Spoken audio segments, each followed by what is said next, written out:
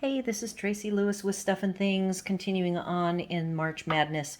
I discovered a card that I thought I had filmed, and I may find the film somewhere on my phone. But in the meantime, I have filmed an episode 17 that talks about card number 4 for A Fish and a Wish. However, following my sequence of videos, I only have filmed 3 cards. So I found the mystery card, and it is this particular card that uses a blended piece of basic white that I then very lightly did some color water droplets. Yeah, you do need to be very careful with how you do water droplets on basic white. I'm just going to let you know that it can take the fibers and like expand the fibers. So what I did, because I'm feeling it, I feel a little bit of expansion, but I must have very carefully blotted up the water immediately with paper towel. So these are the 3 fish I cut out of the full sheet. You'll see in the next segment that talks about card number 4 where I find this sheet with the cutouts, and I talk a little bit more about that process.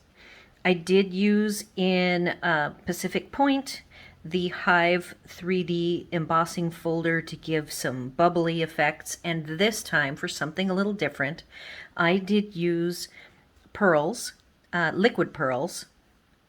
We had, for the holiday season, a set of green, red, and white pearls. So I used the Stampin' Up's version, though any version of the pearls will work. I don't believe that the Stampin' Up! Pearls carried over. I will do a check when I do the supplies list, but I'm pretty sure that it did retire. So in this doing of 5 different cards total now of using A Fish and a Wish, I was playing around with different bubbles for you guys to see the different treatments and what they look like. The liquid pearls is an old favorite of mine. I already used the glass dots. I'm looking through them. And then I did use some, looks like some, I would call them pool party dots on yet another one with some different sizes. So you'll see throughout this whole series that there are a variety of the bubbles that you can use whatever you like the best. Now I used some glimmer and made some glimmer seaweed in Granny Apple Green. I used an angle on the Pacific Point. Did just 2 side strips instead of all 4 sides, just to make more layers of more interest. My base is basic white. Inside I stamped some cute little fish in the Granny Apple Green. And then I finished it off with the metallic Tahitian Tide. What I like about the Tahitian Tide color of this metallic trim, and same with the Parakeet Party version, it is close enough to be used with multiple different colors. Like I find that this color is just dark enough to be used with the Pacific Point, same as using, like this might be Parakeet Party. Actually, now that I'm looking at it, it's a little bit brighter than Granny Apple Green, but the Parakeet Party metallic trim also can be used with the Granny Apple Green. They're kind of interchangeable. And then I just stamped with a Sea of Thanks, and I hand trimmed it, nothing fancy on the sentiment, and that finishes up, I would call, part A of episode 17, which is card number 3, and then now I'll pop in the next episode, which was the episode 17, card number 4. Continuing the Fish and a Wish series, card 4.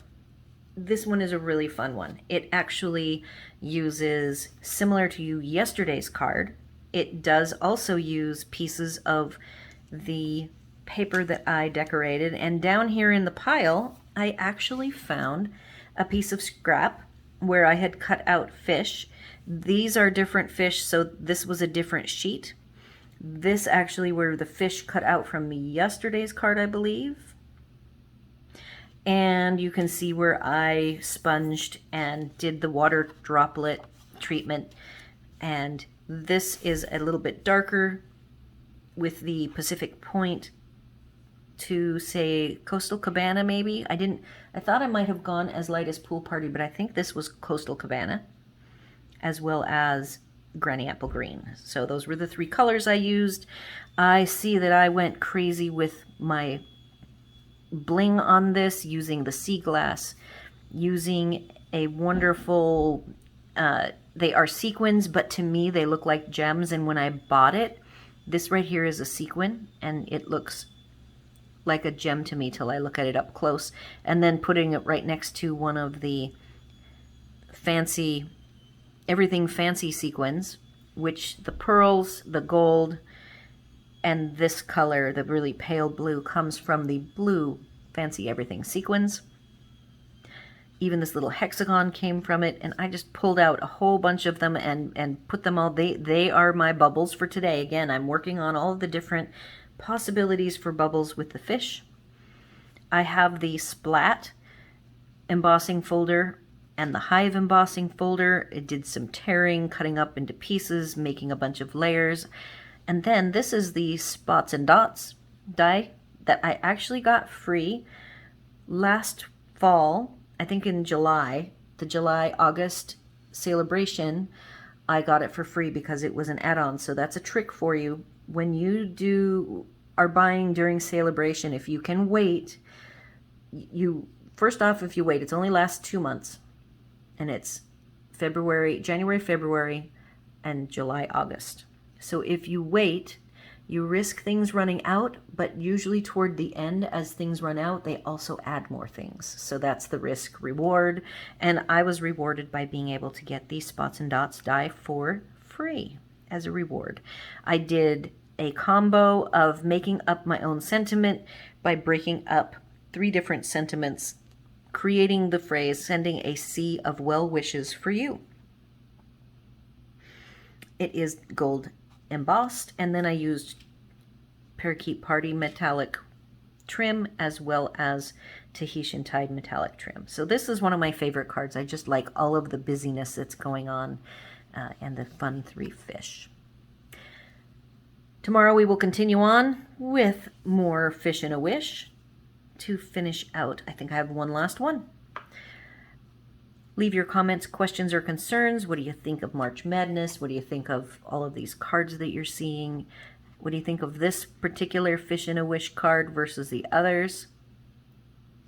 Be sure to like, share, and subscribe, and thanks for watching.